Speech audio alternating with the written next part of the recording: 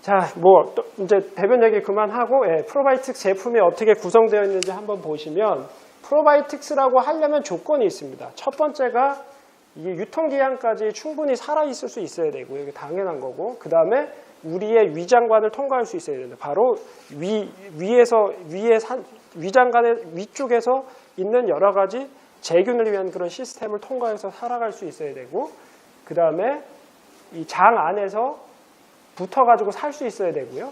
그 다음에 어떤 건강에 대한 유익한 기능을 가지고 있어야 되고, 마지막으로는 이제 오염되지 않아야 되죠. 다른 균들에. 프로바이오틱스 제품이라고 하려면. 그래서 보통 이렇게 5가지 정도의 기준을 얘기를 하는데, 보시면 제품에 보면 이건 이제 외국 제품인데 이런 식으로 표기가 되어져 있는 게 있습니다. 이게 CFU라고 하는데 이런 것들이 균수를 나타내는 표시고요.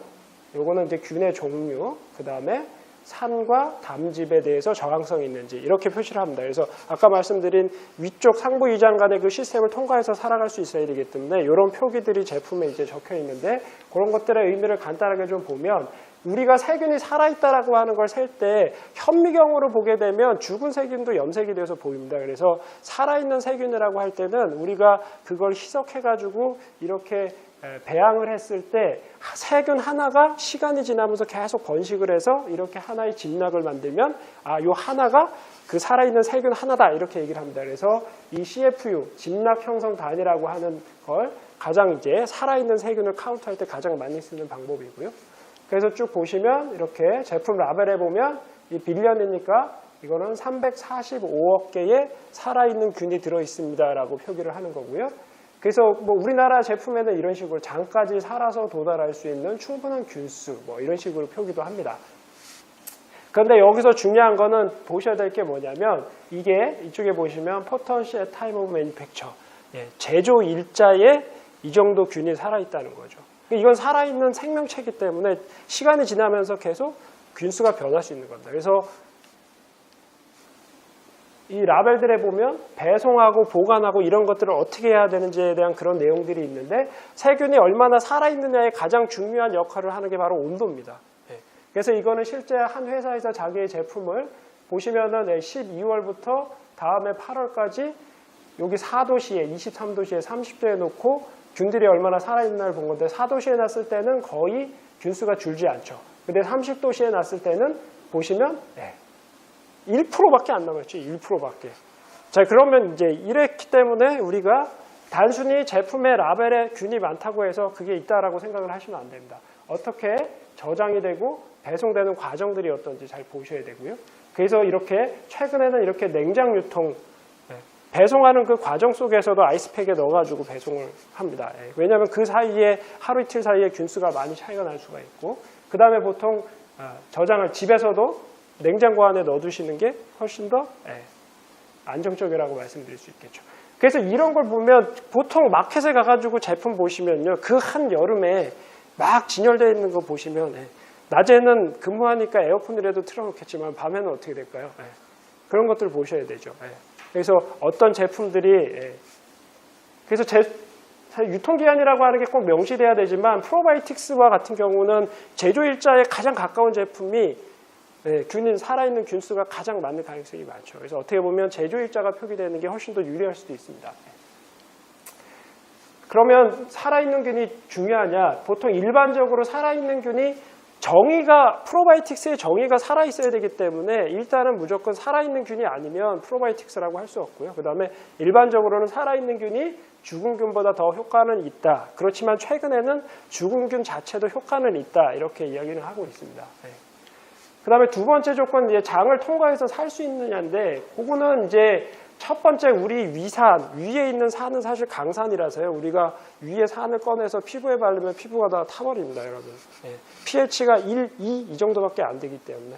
그래서 우리가 위에서 산이 나오는 가장 큰 이유는 우리가 입속으로 들어가는 그 많은 세균들을 다 살균 소독하기 위한 큰 효과가 있습니다.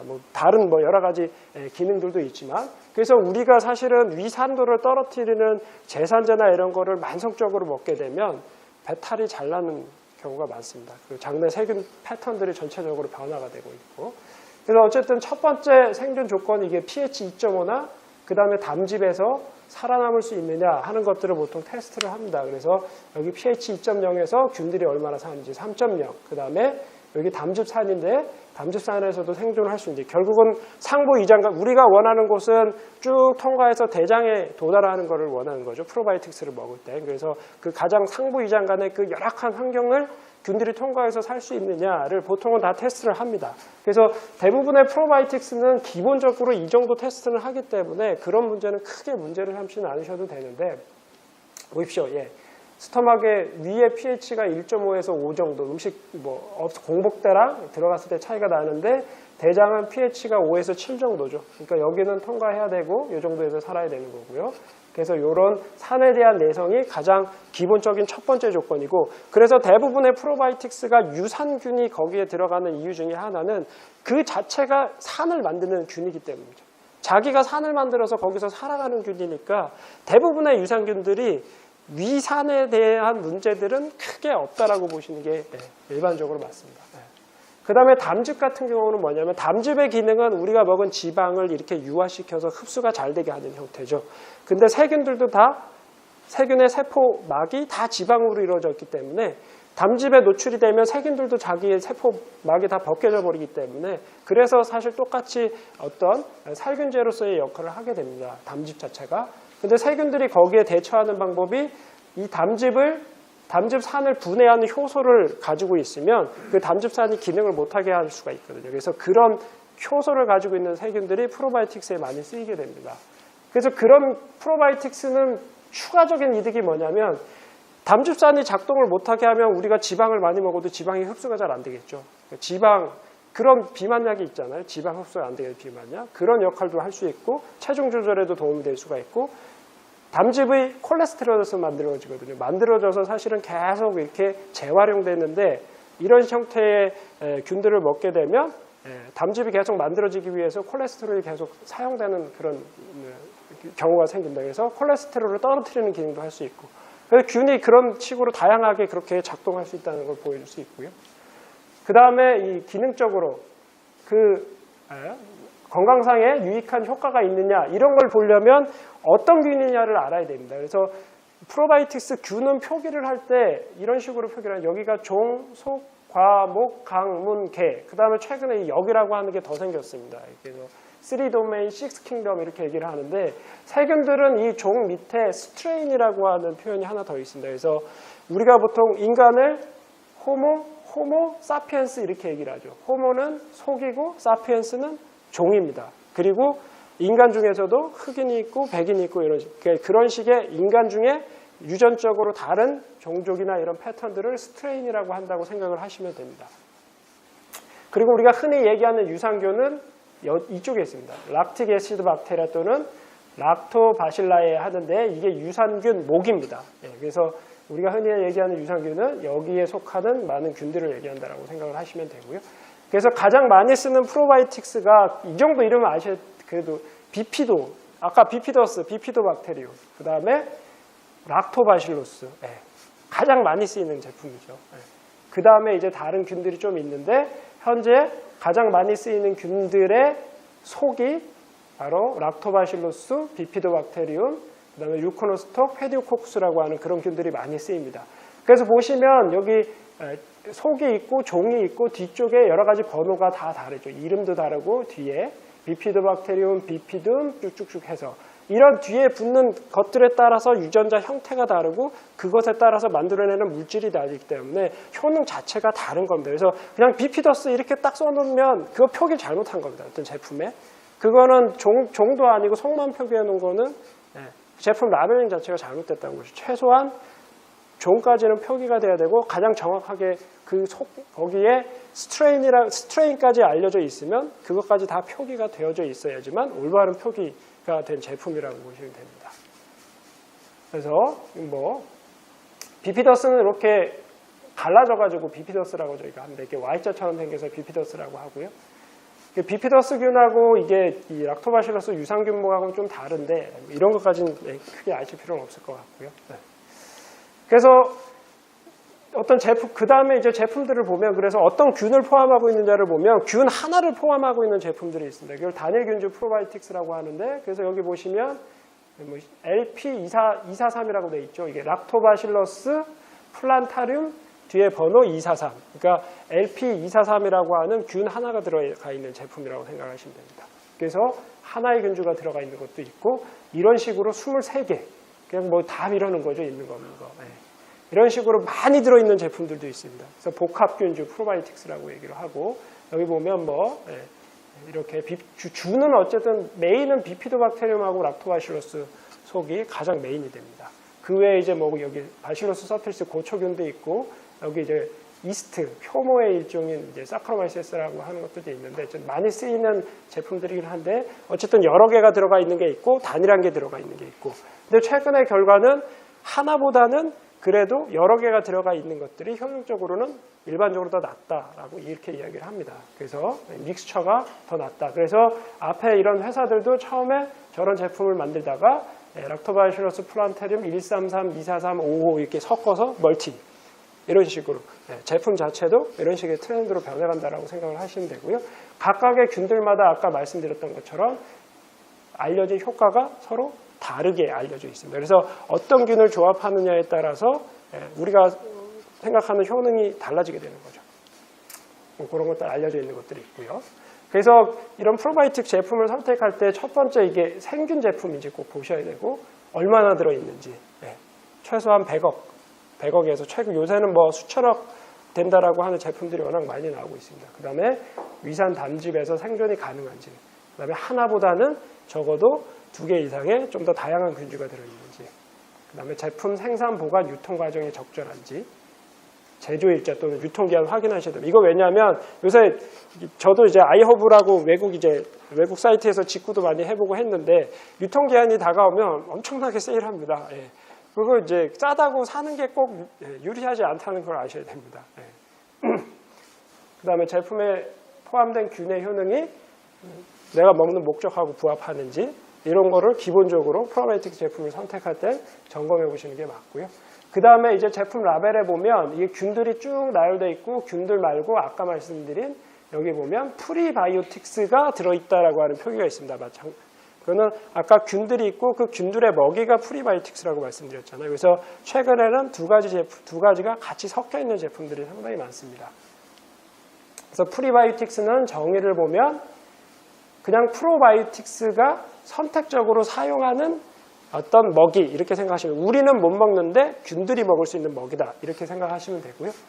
그래서 보통 일반적으로는 섬유질도 프리바이오틱스라고 많이 얘기하는데, 섬유질 중에서 발효가 잘 되는 거는 프리바이오틱스 범주에 넣을 수 있지만, 너무나 거칠고 발효가 잘 안 되는 거는 우리가 프리바이오틱스 범주에 넣을 수는 없습니다. 그거 이해하시면 되고, 이 프리바이오틱스의 가장 원형이 제가 지난 시간에 말씀드렸던 모유 속에 들어있는 올리고당이 가장 전형적인 프리바이오틱스라고 말씀드렸죠. 그래서 우리가 사용하는 대부분의 프리바이오틱스는 이 모유 속에 있는 올리고당을 기초로 해서 만들어서 이 다양한 형태의, 다른 형태의 올리고당들이 프리바이오틱스로 가장 많이 쓰입니다. 그래서 여기 뒤에 OS가 바로 이 올리고사카라이드, 올리고당의 약자를 써서 이렇게 표현을 하고요.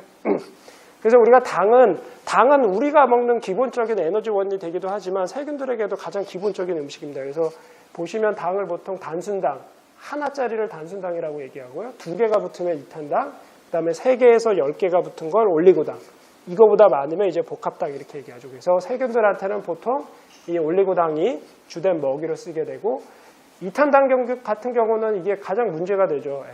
요새 이제 이탄당하고 그냥 단순당이 많이 먹게 되고, 이런 것들이 이제 세균들의 전반적인 패턴을 망가뜨리는 주된 원인으로 지목이 되고 있습니다. 그래서 우리는 이런 올리고당이나 복합당은 그거 말고 다른 여러 가지 또 효과들이 있기 때문에 이런 것들을 많이 먹어야 되는 거고요. 그래서 이런 프리바이오틱스로 쓰이는 제품들, 그 프리바이오틱스 쓰이는 올리고당을 보면 대표적인 게 이겁니다. 그래서 여기 프룩토가 붙으면 프룩토 올리고당, 갈락토스가 붙으면 갈락토 올리고당, 그다음에 이게 자일로는 여러분 자일로스, 자일리톨, 거기다가 자일로스를 알콜로 바꾸면 자일리톨이거든요. 그래서 자일로 올리고당, 이소 말토 올리고당, 그다음에 여기 소이빈, 이런 식으로 해서 이름을 OS, 포스, 고스 뭐 이런 식으로 붙이는데 크게 보시면 이 고스는 갈락토스 자체가 우유에서 기원을 하기 때문에 고스는 우유에서 만든 프리바이오틱스라고 생각하시면 되고요. 그 외 다른 것들은 다 식물에서 만든 식물에서 만든 올리고당이라고 생각을 하시면 됩니다. 그래서 프리바이오틱스는 크게 식물에서 유래한 것 그리고 가장 많이 쓰이는 게 식물에서 유래한 것 중에서 가장 많이 쓰이는 게 이제 포스라고 하는 거고요. 그 다음에 유제품에서 만들어진 거는 갈락토올리고당. 그래서 이건 식물성, 동물성 이런 식으로 표현할 수도 있고. 그래서 지난 시간에 말씀드렸던 것처럼 아이는 모유 속에 많은 균들이 들어있고 그 균들이 먹을 수 있는 먹이가 엄마의 모유 속에 있는 올리고당이라고 말씀드렸죠. 그래서 그걸 휴먼 밀크 올리고사카이드 얘기하는데 그래서 HMO라고 하죠. 그래서 HMO를 모방한 프리바이오틱스가 바로 갈락토 올리고당이라고 생각을 하시면 됩니다. 그래서 고스는 고스와 엄마 모유 올리고당, 그 다음에 엄마의 모유 속에 있는 균, 그 다음에 아이들한테 아이의 장에 가장 맞는 균이 비피더스죠. 비피도박테리움입니다. 그래서 그 세 개가 사실은 먹이와 균의 조합이라고 생각을 하시는 게 맞습니다. 그 다음에 이제 아까 말씀드린 이 프룩토올리고당은 포스는 대부분 이제 과일, 야채, 그 다음에 식물, 대부분 식물에서 만듭니다. 그래서 요새 이제 이게 약혼이죠. 약혼이 건강에 좋다라고 하는 이유, 여러 가지 이유 중에 하나는 바로 이 포스를 가장 많이 함유하고 있는 야채 중에 하나입니다. 그리고 그거 말고 이게 돼지 감자, 예루살렘 안티초코라고 하는데 돼지 감자도 요새 뭐 당뇨에 좋고 뭐 이런 얘기들 많이 하잖아요. 그런 이유 중에 하나도 얘들이 가장 이 프락토올리고당을 가장 많이 가지고 있고요. 그 다음에 이게 데킬라 만드는 이 블루 아가베라고 하는 선인장도 마찬가지로 이렇게 이 세 가지 가장 대표적으로 프락토올리고당을 가장 많이 가지고 있는 식물 중에 하나고요. 그래서 두 가지가 섞여 있으면 프로바이오틱스, 균하고 먹이가 섞여 있으면 같이 섞여 있으니까 저희가 신바이오틱스라고 얘기를 합니다. 근데 이 신바이오틱스를 볼 때 조합이 잘 됐는지 봐야 되는 이유는 아까 말씀드렸죠. 균마다 쓰는 먹이가 서로 다르기 때문이죠. 그래서 그냥 단순히 좋은 걸 다 넣었다고 좋은 게 아니라 그 조합들이 잘 되어져 있는지 한 번쯤은 살펴보는 것들이 좋습니다. 그래서 여기서 보면 비피도박테리움은 아까 말씀드렸던 것처럼 모유에 있는 올리고당과 고스를 잘 먹이로 삼는데 락토바실러스 같은 균은 고스를 잘 못 먹습니다.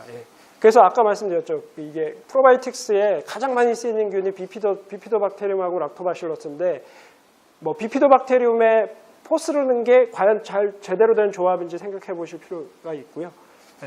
그 다음에 락토바실러스에 고스를 넣었으면 안 맞을 수 있습니다. 그건 그 세균들의 먹이. 여기 보시면 바로 이게 그런 먹이를 줬을 때 자라지 못하는 걸로 되어져 있거든요. 그러니까 두 가지 균과 먹이의 조합들을 한번 생각해 볼 필요가 있고 우리가 태어나서 쭉 자라면서 균들의 패턴이 변화합니다. 크게. 그래서 생애 초반에는 우리가 모유를 먹기 때문에 모유에서 기원한 세균들이 주를 이루고 생애 후반에는 우리가 이유를 하게 되면 이 세균들이 거의 없어집니다. 없어지고 다른 세균들이 들어오죠. 우리가 고형식을 먹고 그 속에서 들어오는 균들 그러면서 나중에 시간이 지나면서 우리가 발효 음식들을 많이 먹게 되죠. 그럼 그 안에 있는 균들이 들어오면서 세균 패턴들이 장내 세균 패턴들이 변하게 됩니다. 그래서 뭐 이런 것들 조합. 제가 생각하기에는 우리가 첫 번째 먹어야 되는 프로바이오틱스면 이게 모유 속에 있는 균, 모유 속에 있는 올리고당, 그다음에 고스. 이게 생애 초반에 중요한 프로바이오틱스의 조합이라고 하면 생애 후 우리가 좀 자라서는 유산균, 그 다음에 유산균들에 포함된 발효 음식, 그 다음에 굳이 얘기한다면 얘들이 이 유산균들이 발효하는 게 먹는 음식이 바로 프락토올리고당이죠. 그러니까 이런 조합이 훨씬 더 맞을 수 있는 가능성이 많습니다. 이건 뭐 그런 균들의 패턴들을 좀 변하는 걸 보여드리는 거고요. 그 다음에 하나는 이제 포스트 바이오틱스라고 하는 거 아까 말씀드렸던 세균들이 만들어내는 여러 가지 대사산물이나 부산물들. 이런 것들에 대한 개념들이 이제 최근에 정립이 되면서 많이 이제 이야기들이 나오고 있습니다. 그래서 아까 말씀드렸듯이 죽은 균도 효과가 있다 말씀드렸죠. 죽은 균은 우리가 프로바이오틱스라고 이름을 붙이면 안 되고 엄밀하게는 포스트바이오틱스. 죽은 균들의 부산물들이 가득 들어있으니까 그거는 포스트바이오틱스라고 얘기를 하는 게 맞고 그런 죽은 균도 효과가 있다라고 하는 결과들이 계속 나오고 있습니다. 균들이 만들어내는 인자들이 이렇게 많습니다, 사실은. 그러니까 우리가 꼭 균을 먹어야 되냐 아니면 균들이 만들어낸 것을 먹어야 되느냐 그런 방법론적인 차이라고 생각을 하시면 되고요. 그래서 이런 이게 용해될 수 있는 많은 인자들을 만들어내고 있다. 그리고 실제로 이게 뭐 엄청나게 많습니다. 우리가 생각하는 것보다 훨씬 더 많은 대사산물들을 만들어내기 때문에 균을 먹어서 저런 대사산물을 얻을 수도 있지만 균들이 만드는 저런 대사산물만 우리한테 건강에 유익한 대사산물만 선택적으로 취합을 해서 먹을 수도 있는 거고요. 그래서 현재까지 뭐 이런 다양한 이제 건강상의 이득이 있다라고 알려진 가장 대표적인 그런 대사산물들 같은 것들을 정리를 해놓은 것입니다. 그리고 최근에 이제 유전자 조작 기술이 발달이 되면서 디자이너 프로바이오틱스, 우리가 그냥 원하는 유전자를 균에다 끼워 넣어서 디자인을 해가지고 먹는 거죠. 네. 그런 식으로 이게 디자인하는 프로바이오틱스도 지금 연구가 되어지고 있습니다. 이런 균들을 가지고 여러 회사에서 이런 어떤 건강상의 목적을 가지고 연구가 진행되어지고 있고요. 그래서 프로, 포스트 바이오틱스의 개념들을 꼭 좀 알고 계셔야 될 것 같고요. 그 다음에 하나 더 이제 제품을 선택할 때 이제 우리나라는 이런 게 좀 드문데 외국 같은 경우는 글루텐 들어있는지, 그 다음에 유제품 들어있는지, 그 다음에 소이, 왜냐면 알레르기가 너무나 많기 때문에 이런 것들이 꼭 이렇게 같이 포기되어져 있습니다.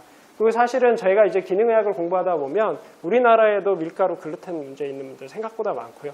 유제품, 저 우유 먹으면 바로 그냥 속에서 탈이 많이 나는 그런 스타일인데 이런 것들이 들어있는지 없는지, 만약에 건강상의 목적으로 우리가 먹는다면 이런 것들의 표기도 한 번쯤은 점검을 해보고